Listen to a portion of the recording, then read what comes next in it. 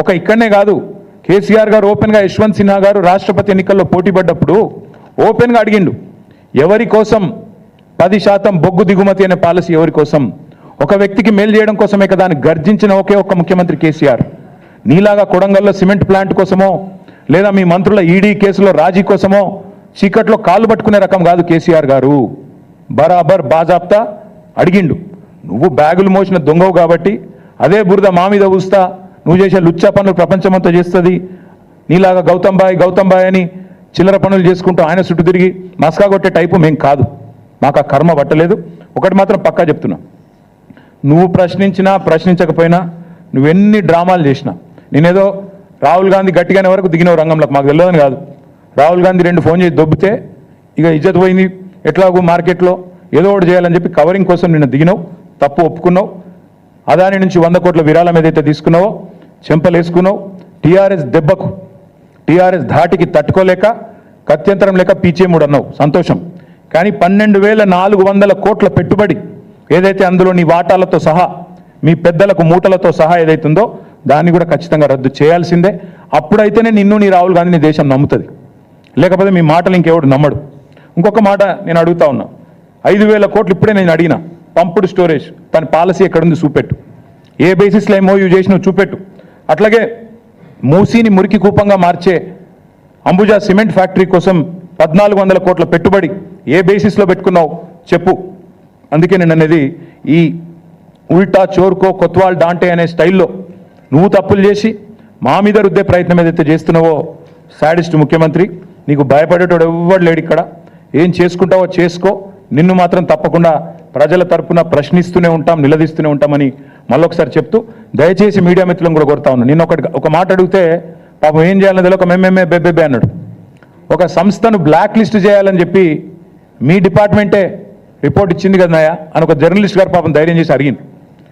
మీ HMWS వాళ్ళే black list చేయమన్నారు ఒక సంస్థని, ఎందుకు చేయడం లేదు అని అడిగితే రేవంత్ రెడ్డి వాడెవడో పుల్లయ్య మల్లయ్య చెప్పిండు.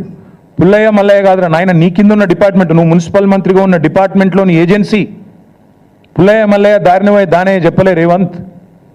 HMWSSB Hyderabad metro water supply and sewerage board, ఆ అంశం మళ్ళొక రోజు మాట్లాడతా, ఈరోజు మాట్లాడను. కానీ అంటే అంత తెలివి తక్కువగా, అంత అసహనంతో, అంత నిస్పృహలో ముఖ్యమంత్రి ఉన్నాడని చెప్పడానికే ఈ మాట చెప్తా ఉన్నా. మీడియాకు కూడా దయచేసి రిక్వెస్ట్, ఆయన ఏదో కన్ఫ్యూజ్ చేసి మన రాష్ట్రాన్ని బదనాం చేసే ప్రయత్నం చేస్తే మీరు కూడా ఆయన ట్రాప్లో పడవద్దని మా ప్రార్థన, మా విజ్ఞప్తి. Thank you.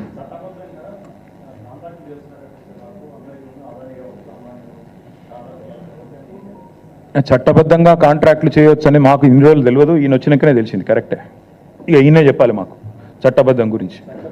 మేము ఒకటే చెప్తున్నాము బ్రదర్, మేము ఒకటే చెప్పేది, రాహుల్ గాంధీకి రేవంత్ రెడ్డికి అసలు ఒక శృతి సయోధ్య ఒకటే మాట మీద నిలబడే ఆలోచన ఉందా? అయితే ఆయన పిచ్చోడు లేకపోతే ఈయన పిచ్చోడు, ఇద్దరు ఎవడో కూడా తెలుసుకోమన్నాడు. ఒక రూమ్లో కూర్చొని ఇద్దరు ఎవడు పిచ్చోడు తెలుసుకొని బయటికి రమ్మన్నట్టు. అదాని ఫ్రాడ్ అని మొత్తం రాహుల్ గాంధీ ప్రపంచమంతా తిరిగి చెప్తాడా? లండన్ పోతే అదే చెప్తాడు, న్యూయార్క్ పోతే అదే చెప్తాడు, వేరే దేశాలకు అదే చెప్తాడు, మన దేశంలో ప్రతి రాష్ట్రం పోయి చెప్తాడు. మరి రేవంత్ రెడ్డి గారేమో ఇక్కడ అదాని గారి బాకా ఊదుకుంటూ బడే బాయ్ గౌతమ్ బాయ్ ఈయన తిరుగుతాడు. ఇద్దరు ఎవరు పిచ్చోళ్ళు వాళ్ళు తెలుసుకుంటే మంచిది. ఎందుకంటే చట్టబద్ధము రాజ్యాంగబద్ధము, నాకు అంతకంటే అందంగా మాట్లాడొచ్చు. ఇలా రాజ్యాంగ దినోత్సవం కూడా నేను కూడా చాలా మాట్లాడగలుగుతాను. కానీ రేవంత్ రెడ్డి గారు రాహుల్ గాంధీ గారు తెలుసుకుంటే మంచిది.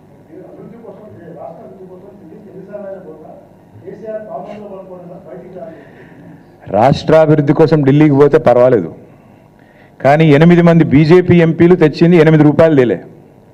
28 సార్లు ముఖ్యమంత్రి పోయి 28 రూపాయలు కూడా తేలే. పైసలు బొక్క, ఫ్లైట్ ఖర్చులు బొక్క తప్ప ఏమి లేదు రాష్ట్రానికి. 28 సార్లు పోయినావు, నీ సొంత ఖర్చులతో పోతే పో, ఎవడొద్దన్నాడు?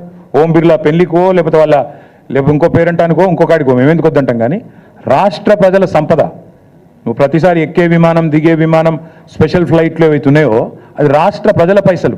కనీసం పెట్టిన పెట్టుబడిన పడతలు కావన్నా వద్దా? 28 సార్లు పోతే ఒక్కొక్క ట్రిప్ కనీసం ఈయన మహానుభావుడు పెద్ద మళ్ళీ బృందం పోసుకొని పోవాలి, మళ్ళాడ బీజేపీలతో అర్ధరాత్రి సమావేశాలు చేయాలి, దానికి అడ్డగోలు ఖర్చు అవుతుంది. ఆ మాత్రం పడతలన్న కావాలన్నా? అవుతుందా? 28 రూపాయలు తెచ్చినావా? తేగలిగిండా? పోయేది అక్కడ చీకట్లో కాళ్ళు పట్టుకోవడానికి, రాహుల్ గాంధీతో బేరమాడి బ్యాగులు ఇచ్చి మూటలు ఇచ్చి ఆయన కుర్చీ కాపాడుకోవడానికి, అంత తప్ప ప్రజల కోసం పోతలేడు, పోడు. Thank you. పోరాటం చేసి చివరికి వెంటిలేటర్ మీదకి పోయి అక్కడ కూడా మృత్యువుతో పోరాడి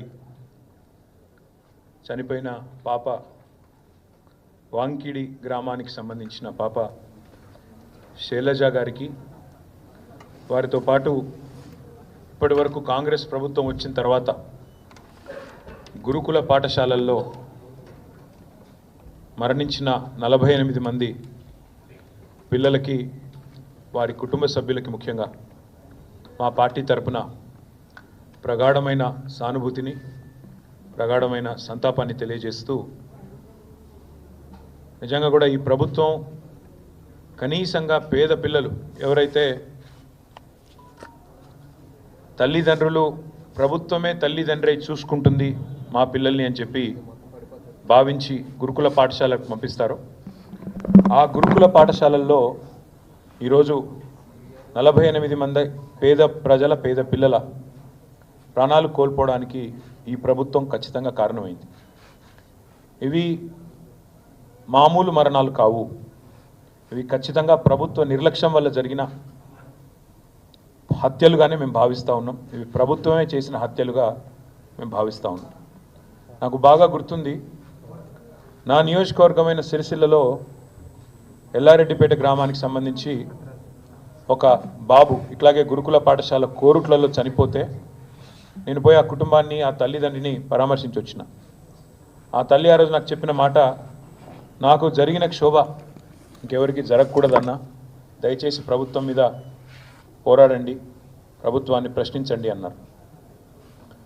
మేము ప్రభుత్వాన్ని ప్రశ్నిస్తూనే ఉన్నాం, నిలదీస్తూనే ఉన్నాం, ప్రభుత్వానికి తన బాధ్యతను గుర్తు చేస్తూనే ఉన్నాం. కానీ ప్రభుత్వం ఇప్పటి వరకు కనీసం గురుకుల పాఠశాలల్లో ఉండే పరిస్థితుల పట్ల ముఖ్యంగా ముఖ్యమంత్రి రేవంత్ రెడ్డి ఈరోజు వరకు ఒక సమీక్షా సమావేశాన్ని కూడా నిర్వహించని మాట వాస్తవం. అందుకే ఆ 48 మంది పిల్లలు ఎవరైతున్నారో వారి మృతికి ఖచ్చితంగా ఈ రాష్ట్ర ప్రభుత్వమే బాధ్యత తీసుకోవాలి. రేపు శాసనసభ సమావేశాల్లో కూడా ఆ పిల్లల కుటుంబాల తరపున, ఇంకా లక్షలాదిగా ఉన్న పేద పిల్లల కుటుంబాల తరపున ప్రభుత్వాన్ని తప్పకుండా నిలదీస్తాం, ప్రభుత్వాన్ని తప్పకుండా ఈ విషయంలో శాసనసభలో కూడా 100% చీల్చి చెండాడుతామనే మాట కూడా మీకు నేను తెలియజేస్తా ఉన్నా. అట్లాగే పిల్లలు కూడా నిబ్బరంగా ఉండండి, దయచేసి కష్టాలు ఇబ్బందులు కొన్ని ఉండవచ్చు, కానీ ఆత్మహత్య చేసుకునే పరిస్థితి లేదా ఏమన్నా తీవ్రమైన అనారోగ్యం పాలైతే అవసరమైతే బీఆర్ఎస్ పార్టీని సంప్రదిస్తే మిమ్మల్ని ప్రైవేట్ హాస్పిటల్లో కూడా చేర్పించి మిమ్మల్ని కాపాడుకునే ప్రయత్నం మేము చేస్తాము. తప్పకుండా అట్లాంటి పరిస్థితి ఎక్కడన్నా ఉంటే తల్లిదండ్రులు కూడా భయపడవద్దని, బాధపడవద్దని, వారికి కూడా నిబ్బరంతో ఉండాలని చెప్పి కూడా ఈ సందర్భంగా వారికి విజ్ఞప్తి చేస్తూ ఉన్నాం. నిన్న రేవంత్ రెడ్డి గారు, నిజానికి నేను ఈరోజు ప్రెస్ మీట్ మాట్లాడాలని కూడా అనుకోలేదు, ఎందుకంటే నిన్ననే మహబూబాబాద్లో లగచర్ల గిరిజనులకు సంబంధించిన సంఘీభావ సభ ధర్నా ఏదైతే జరిగిందో అక్కడే చాలా